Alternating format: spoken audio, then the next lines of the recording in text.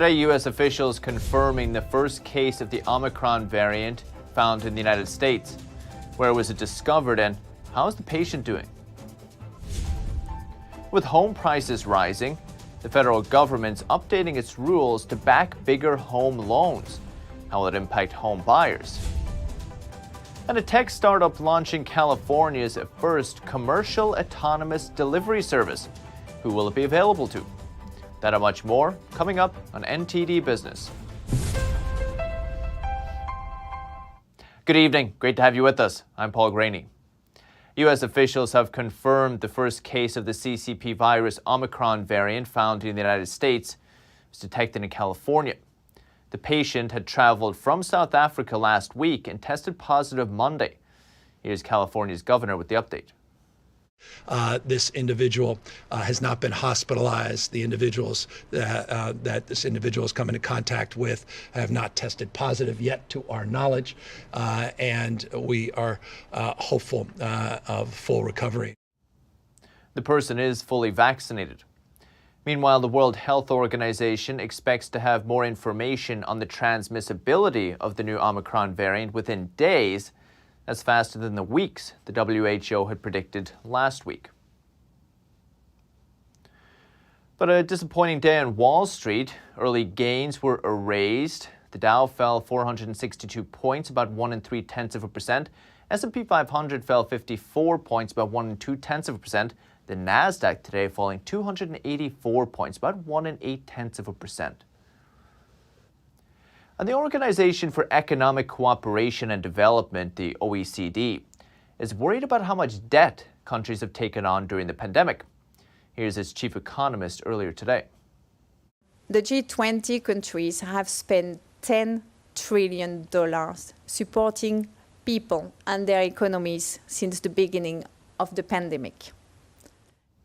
She says the spending was justified during the pandemic, or the beginning of the pandemic. But now the question is, what are governments doing with the money? The OECD also says inflation that lasts longer than expected is the biggest threat to the global recovery. It predicts the U.S. economy would grow 5.6% this year, slightly down from previous projections of 6%. And talking of debt, the Congressional Budget Office projects that the Treasury Department will hit its debt ceiling on December 15th, running the risk of default or government shutdowns. But a new report suggests there is some wiggle room on the deadline. The CBO says it could possibly be pushed into January if Treasury defers some or part of its payments to the Highway Trust Fund. It's scheduled to transfer $118 billion to the fund on December 15th, but part or all of that could be deferred.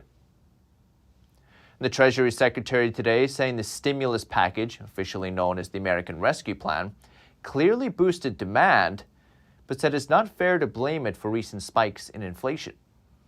It's certainly true that the American Rescue Plan put money in people's pockets, helped them meet expenses that they had, and contributed to strong demand in the U.S. economy. But if you look at the amount of inflation that we have and its causes, that is at most a small contributor. Nevertheless, Yellen was grilled by Republican lawmakers about the inflationary impact of Biden's response. She said the stimulus package was justified in the face of falling demand that could have resulted in long-lasting joblessness and high unemployment. The Fed Chair Jerome Powell told lawmakers today inflation, now running at more than twice the Fed's target, is expected to ease in the second half of 2022. But he says the Fed is still preparing for the possibility inflation will stay elevated beyond the end of next year. Chairman Powell says most forecasters believe it will be meaningfully lower by then, but the Fed wants to be ready in case they're wrong. The point is we can't act as though we're sure of that. We're not at all sure of that. Inflation has been more persistent and higher than we've expected, and we have to use our policy to address the range of plausible outcomes, not just the most likely one. And Powell says he's closely watching wage inflation. Some economists talk about the wage price spiral, As prices go up, workers demand higher wages, which pushes the price of goods and services even higher. Powell acknowledges wages are rising, particularly for low-wage workers, but says the increases are not happening at a pace that could spark higher inflation. While the Fed mainly blames supply chain problems for rising prices, many economists point to the fact that the Fed and U.S. government facilitated the printing of trillions of new dollars since last year. More money chasing the same number of goods and services can lead to inflation. With the price of homes rising at the fastest pace on record by some estimates, agencies are now raising the limits on government-backed loans. Mortgage giants Fannie Mae and Freddie Mac are raising the limits of government-backed loans to a record level for 2022. The new maximum loan limit will be nearly $1 million for high-cost areas. The baseline loan limit will be just around $650,000, up nearly $100,000 from last year's limit. That's the largest percentage increase and dollar increase on record. Good news for some home buyers, but some analysts worry it may mean the government is playing too big a role in supporting high housing prices. Joining us is Randy Thomason, CEO of Arkansas Property Buyers. Randy, great to see you. Thanks for coming on. Well, thank you for inviting me, Paul. Randy, a lot has changed since the pandemic. I don't know if you were surprised. We've been kind of surprised by the price appreciation of houses, particularly single-family homes and residential homes. How difficult has it been for you as a property buyer to kind of navigate between rising prices, but also with material costs and other costs rising so fast as well? Well, it surprised us, I think, pretty much everybody in our industry. It's a pleasant surprise. But yes, prices have appreciated. One, because of shortage of properties, people are afraid to sell, don't want people into their houses. That was the start of the process. So supply and demand, supply goes down, demand stays high. That drove prices up. Then the supply chain issues. It costs more to rehab a house, to build a house. So that drove prices up. And then the third thing is the influx of cash into the world marketplace by the Fed and everybody. Money is everywhere, so that drives prices up too. And money is everywhere. We hear a lot of reports of institutional players. Big names, BlackRock gets thrown around a lot for coming in and outbidding maybe buyers like yourself or even just regular mom and pop buyers. Are you seeing institutional action in this space? In the bigger cities, institutional action is everywhere. In my state, not so much because it is a smaller state, Arkansas, but in Florida, Texas, Arizona, yes. But that has slowed down as of recently. We just saw Zillow putting, I think, roughly 7,000 houses back on the market in the bigger cities. So that's affecting their prices a little bit, but I don't think it's going to have a long-term effect on prices. The supply is still short, the demand is still high, interest rates are still cheap, supply chain is still restrained, and that, to me, I think is going to continue to happen for a while. So I don't really see any major sell-off in the prices on houses in the near-term future.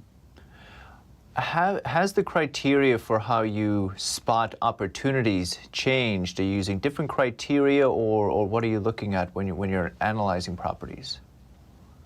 Well, with my situation, I have my own niches, so it really hasn't affected mine in that we help a lot of people that are transitioning into senior care communities. And as we know, baby boomers, my generation, I'm the end of that generation, there's 10,000 people per day retiring from the baby booms. A lot of us are going into senior care communities, so they need to sell their houses. So that lead flow is not changing at all. Very good. Randy Thomason, Arkansas Property Buyers. Appreciate it. Thank you. Thank you, Paul.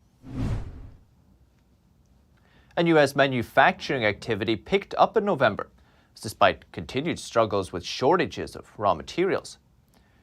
The ISM says its index of national factory activity increased to 61.1. Any reading above 50 indicates expansion. Manufacturing accounts for 12% of the U.S. economy, and all of the 6 largest manufacturing activities reported moderate to strong growth. They are still being held back by parts and material shortages, but there are some glimmers of hope. Some manufacturers say prices for steel plate are easing, and supply of plastic resins is also improving. ISM's indicator on supply deliveries also indicates some improvement. And it comes as automakers are striving to keep up with the push from governments and investors for electric vehicles. Some are concerned about the costs of production over traditional gas-powered vehicles. NTD's Colin Fredrickson reports. The CEO of Stellantis says the added costs of production would have to come out of somewhere else. It could threaten both jobs and vehicle quality.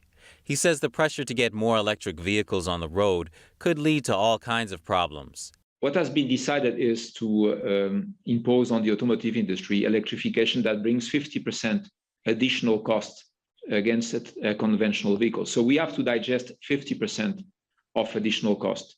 To keep up with the push, Volkswagen and General Motors have plans to build electric vehicle battery plants.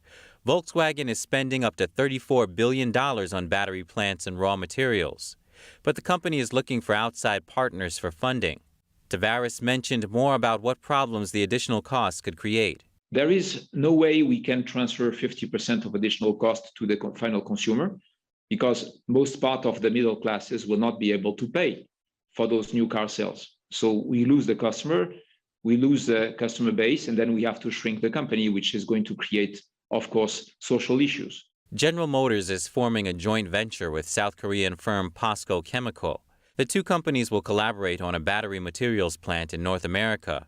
The plant will make supplies for 4 battery cell plants that General Motors plans to build. Colin Fredrickson, NTD News. And self-driving tech startup Nuro says it's rolling out California's first commercial autonomous delivery service. It's in partnership with convenience store operator 7-Eleven. Nuro says the service will start with Toyota Priuses converted into autonomous vehicles and will include a safety driver to monitor the technology. Nuro and 7-Eleven will decide together when to introduce the company's own driverless vehicles. The service will be available to customers in Mountain View, California, where Nuro is headquartered. It is already delivering Domino's Pizza in Houston using its Prius and driverless vehicles. Nuro was the first autonomous vehicle startup to get a permit to use automated vehicles. It said earlier this month it raised $600 million and brought in Google as an investor. And the European Union Commission said today that it presented a $340 billion global infrastructure plan. Global Gateway seeks to support projects that boost trade and ties between the European Union and partner countries around the world. The plan seeks to rival China's Belt and Road Initiative. That's been criticized for OPEC deals that lead to debt traps and encourage corruption. NTD's Joy Duguid tells us more. The European Union on Wednesday unveiled a multi-billion euro infrastructure initiative aimed at bolstering its global influence. The bloc plans to mobilise up to £250 billion in public and private funds by 2027. Global Gateway is the European Union's plan, or you may call it roadmap, for major investment in infrastructure development around the world. Many see the plan as an attempt to counter China's infrastructure initiative, One Belt, One Road. China, since 2013, has been developing ports, bridges and power plants to link mostly developing countries into a global trade network for global influence. Some recipient countries have criticised China's projects for opaque deals that lead to debt traps and encourage corruption. We want to take a different approach. We want to show that a democratic, value-driven approach can deliver on the most pressing challenges. We want to show that it can, on one hand, meet local needs, but also, on the other hand, tackle the global challenges we have. Von der Leyen says the EU's plan is about quality infrastructure. in the health, education, digitalization and green energy sectors. It will invest around the world to support our priorities, that is the green and the digital transition. Think, for example, of investment in clean hydrogen. We have partner countries that have an abundance of renewable energy.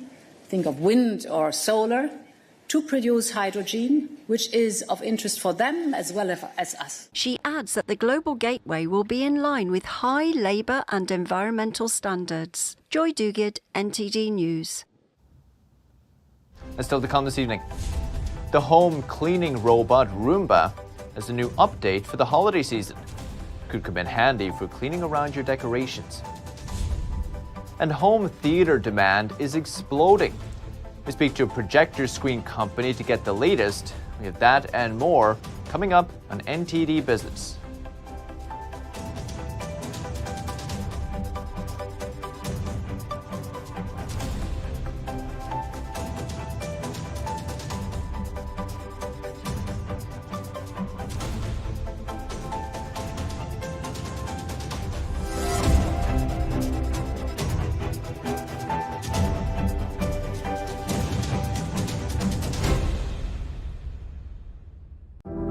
Secure, the true solution for your digital privacy and security.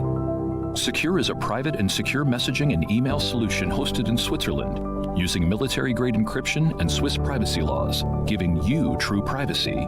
Secure is 100% private and does not collect or sell any of your personal data. Secure's Helix technology connects you securely to our Swiss servers without the need of a VPN, guaranteeing privacy and security for all your communications. Secure Messenger doesn't require your phone number or any personal data that hackers target.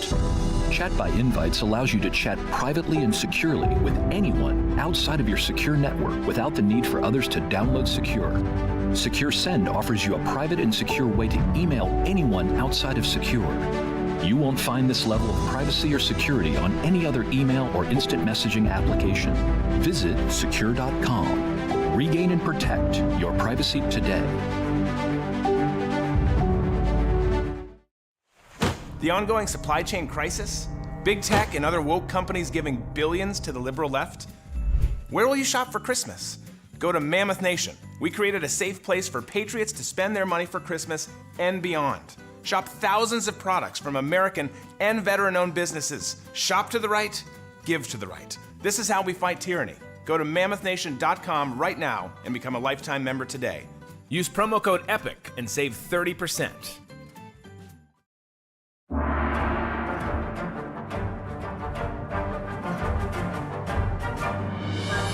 The performance was enchanting. I feel better about the world. I feel uplifted. It touches you. It really does. The expertise of the dancers was really, really strong. To know that it was live music was really fantastic.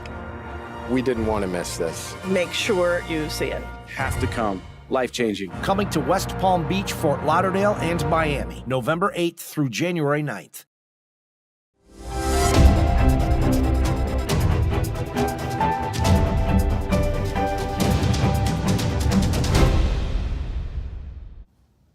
Welcome back. Projectorscreens.com says home theater demand has exploded during the pandemic. Meanwhile, an audio software company that works with big Hollywood titles says the movie industry has yet to return to pre-pandemic numbers. NTD's Olin Richards reports. Brian Gluck is the owner of Projectorscreen.com. Gluck saw the home theater industry explode during the pandemic. Everything with guns off the ground, go! When the pandemic hit, with the lockdowns and the lack of going out, we saw a tremendous amount of growth of people that were spending more time at home and investing in technology for their house as well to consume and enjoy content at home. Gluck says business surged 60% between 2019 and 2020 and 80% between 2020 and 2021. Gluck says a certain new technology has also contributed to the boom. Laser TV or ultra short throw projection. So traditionally, in our area of expertise being large format displays, specifically projection, we were primarily selling into places with dedicated theater rooms. Now with the advent of this laser TV segment, people are able to get large format displays, 100-inch, 120-inch, put in their living room in a moderately to well-lit environment and have a tremendously larger visual image. Meanwhile, the movie industry is still doing worse than before the pandemic, according to Nuno Fonseca, the CEO of Sound Particles. Sound Particles sells audio software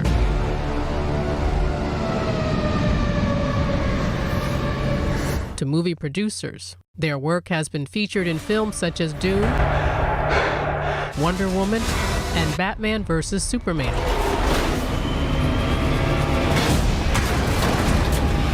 Most of the people that work on the movie industry, they are freelancers, and that means that if there isn't any work available for them, you don't receive a salary, and that we felt, since most of our clients are also freelancers, we felt that impact in terms of them.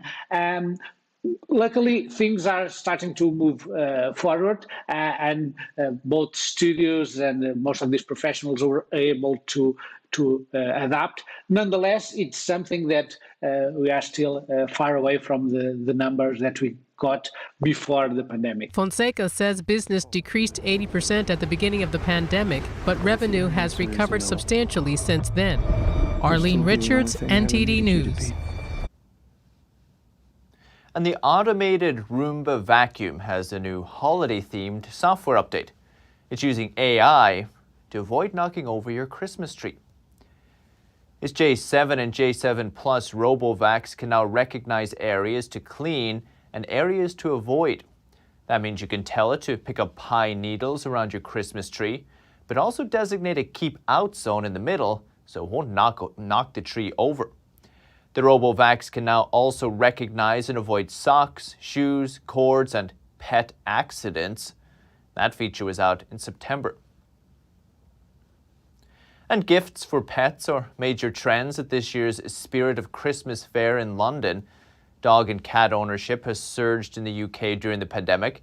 Now people are looking to give back to their pets this Christmas. NTD's Andrew Thomas has the details. Pets have been widely credited for helping people get through the pandemic, especially when lockdowns meant human interaction was restricted. Christmas can be a chance for us to say thank you to our dogs, cats, and other pets. At the Creature Clothes stand, luxurious cushions, festive clothing, and pet-friendly toys are all on display.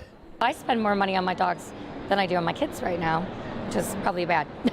But I think people are just more willing and wanting to give back and share the love back to their pets that have given so much to us through all the hardship through the last year and a half. In the wake of the pandemic, people are more likely to splurge on their pets this Christmas than ever before. But owners won't just be buying gifts for their pets this Christmas. The Snowflake Christmas Emporium stand sells canine ornaments. Winard Wilkinson and his wife get them handcrafted from all over Europe. They're all handmade, they're all hand-blown glass, they're all hand-painted. And when we started going to see the various makers, one would have their own pet dog and they'd have made models of their dogs. And then my wife had this idea that we could have lots of dogs, because she's dog mad anyway. And then we sort of built on that. Snowflake Christmas Emporium also offers cats and other animal decorations, but their dogs remain the most popular. For those who want something a little more personal, artist Abigail Rayner will create a felt double of your pet. I have a lot of people coming and saying, oh, my son and daughter have just got a lockdown puppy, or we've just got a lockdown doggy, and so I think definitely more people have got pets this year, but people love their pets and it's always been popular, lockdown, pre-lockdown, now. Andrew Thomas, NTD News.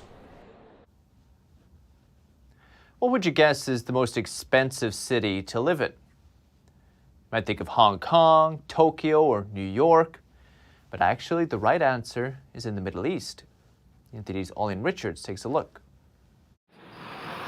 Which city in the world is the most expensive to live in now? Either Tokyo or Los Angeles. California. Probably like New York City. The winner may surprise you. Tel Aviv, Israel. That's according to a report by the Economist Intelligence Unit, or EIU. It's the first time Tel Aviv's topped the list, rising from the 5th place last year. It pushed Paris down to join second place with Singapore.